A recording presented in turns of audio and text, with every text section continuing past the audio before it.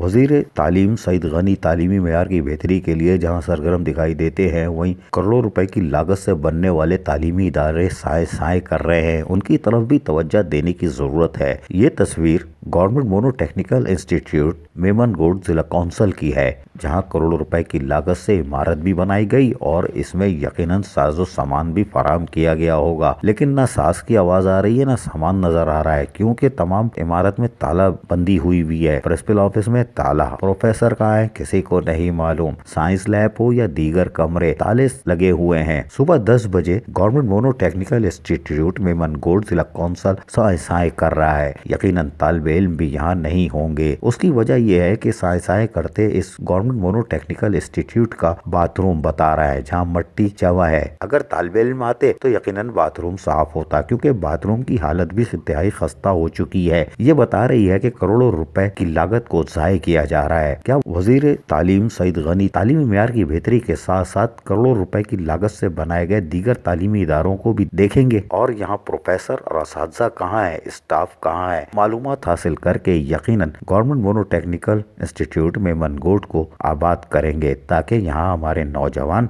बेहतर तालीम और तरबियत से फैज़ हासिल कर सकें। अजीज आरिफ, KBS बल्दियाती न्यूज़, कराची।